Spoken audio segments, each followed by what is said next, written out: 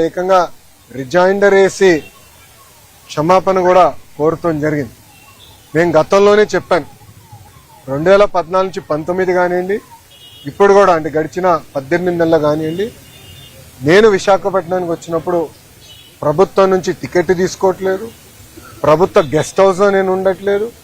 నేను వాడే వాహనాలు 2 వాహనాలు కూడా ప్రభుత్వ వాహనాలు కాదు. ఆ డీజిల్ ఖర్చు కూడా నాదే.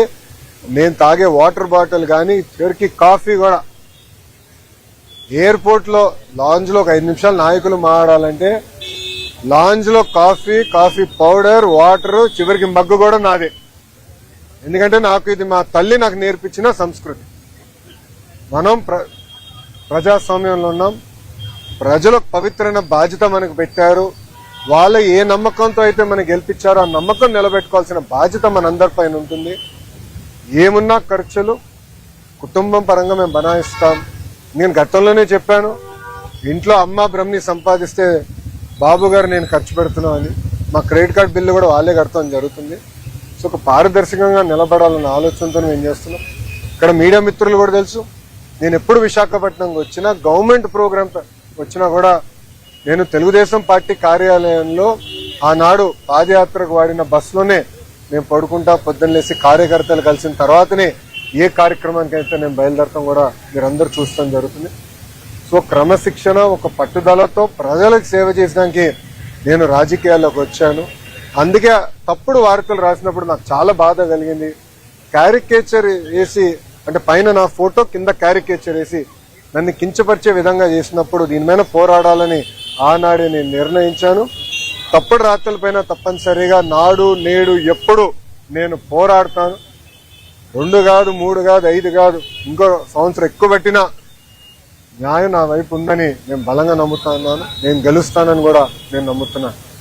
ఎందుకంటే నేను ఏనాడు తప్పు చేయని వ్యక్తి, నేను చేయబోను కూడా.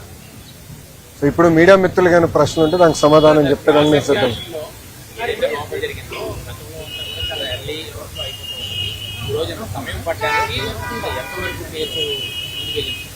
అంటే నా ఎగ్జామినేషన్ ఈరోజుతో పూర్తయింది. సో నెక్స్ట్ టైం వైజాగ్ వచ్చినప్పుడు వేరే కంపెనీల కోసం వస్తాను.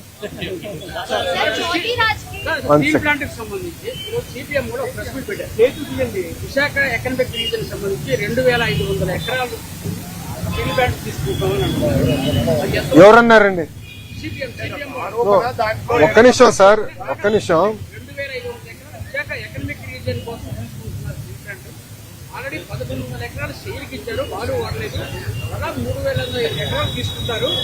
ఇది ఏ ప్రాతిపదిక కోసం తీసుకున్నారో ఆ భూమి తలుపు మెయిన్ తలుపు ఓట్లు డైవర్ట్ అవుతుందని వారు ఆరోపిస్తున్నారు. దాని ప్రభుత్వం తలుపు మెయిన్ ఆరోపణ. మీరే అంటున్నారు ఆరోపణ, ఇంకా సమాధానం చెప్పాలా? బాస్ ఒక్క నిమిషం. ఎవరైనా స్టేట్మెంట్ ఇచ్చారా?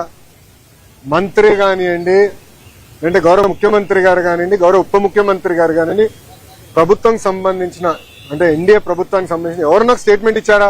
ఫలానా భూమి 14,000 కోట్ల రూపాయలు కేంద్ర ప్రభుత్వం రాష్ట్ర ప్రభుత్వం విశాఖ ఉక్కుని కాపాడేదానికి మేము ఇన్ఫ్యూజ్ చేశాం. ఈరోజు విశాఖ ఉక్కు 3rd మన బాయిలర్ ఏదైతే ఉందో అది కూడా మేము యాక్టివేట్ చేశాము. ఫుల్ ప్రొడక్షన్ కి మేము తీసుకొచ్చాము. గతంలో కూడా ఇలాంటి పరిస్థితి వస్తే ఆనాడు వాజ్పేయి గారు చంద్రబాబు నాయుడు గారు కలిసి విశాఖ ఉక్కుని కాపాడారు. ఈ రోజు మోడీ గారు చంద్రబాబు నాయుడు గారు కలిసి మళ్ళీ విశాఖ ఉక్కుని కాపాడుతున్నారు. సో అపోహలు ఏం అవసరం లేదు. విశాఖ ఉక్కుని ప్రైవేటీకరణ జరగదు, జరగనీయం. కానీ విశాఖ ఉక్కు ప్రాఫిట్ లో నడవాలని మేమందరం కోరుకుంటున్నాం.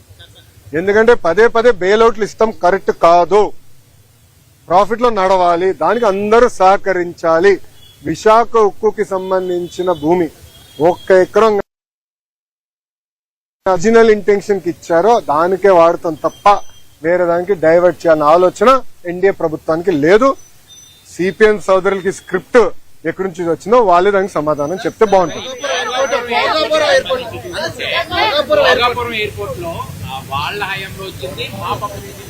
వాళ్ళు చేసుకున్నారంటూ కూటమి ప్రభుత్వంపై ఇప్పటికే వైసీపీ గవర్నమెంట్ అయితే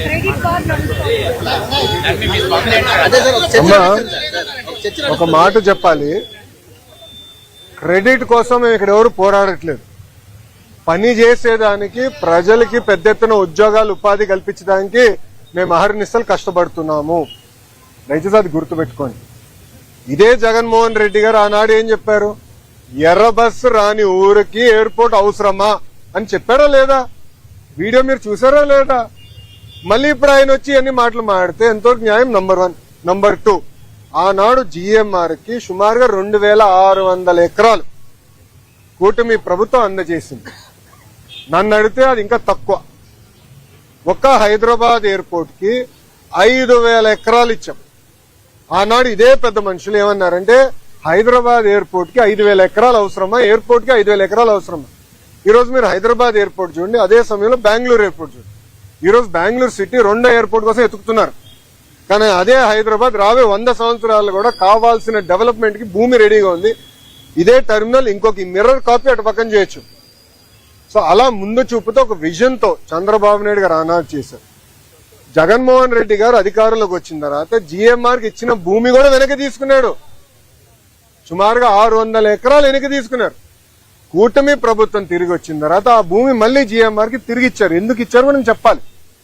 కేవలం ఒక ఎయిర్పోర్ట్ లో ఫ్లైట్ ల్యాండ్ అవుతాము, ప్యాసింజర్స్ దిగుతాం, ప్యాసింజర్స్ ఎక్కి వెళ్ళిపోతాం కాదు. లార్జర్ ఎకో సిస్టమ్ అనేది చాలా చాలా అవసరం. లార్జర్ ఎకో సిస్టమ్ అంటే MRO engine maintenance, under body maintenance, paint shop, ఇవన్నీ ఎకో సిస్టమ్ ఏర్పాటు చేస్తేనే పెద్ద ఎత్తున మన పిల్లలకి ఉద్యోగాలు, ఉపాధి కల్పించగలుగుతాం. ఆ లక్ష్యంతో ఆ భూమి కూడా తిరిగి వాళ్ళకి ఇచ్చి ఎంఆర్ఓ ఏర్పాటు చేస్తున్నాం. మొన్న నేను వచ్చాను, అశోక్ గజపతి రాజు గారి దయ వల్ల మానసాస్తో జిఎంఆర్ ఒప్పందం చేసి ఒక వరల్డ్ క్లాస్ ఏవియేషన్ యూనివర్సిటీ కూడా కడుతున్నాం. సో ఒక ఎకో సిస్టమ్ మొత్తం ఏర్పాటు చేస్తున్నాం. భయా క్రెడిట్ కావాలంటే వాళ్ళు తీసుకోమనండి, హ్యావ్ నో ఇష్యూ. దాంతో పాటు పీపీఎల్ రద్దు చేసామని క్రెడిట్ తీసుకోమనండి. అమర్ రాజని ఆంధ్ర రాష్ట్రం తరిమేసామని క్రెడిట్ తీసుకోమనండి.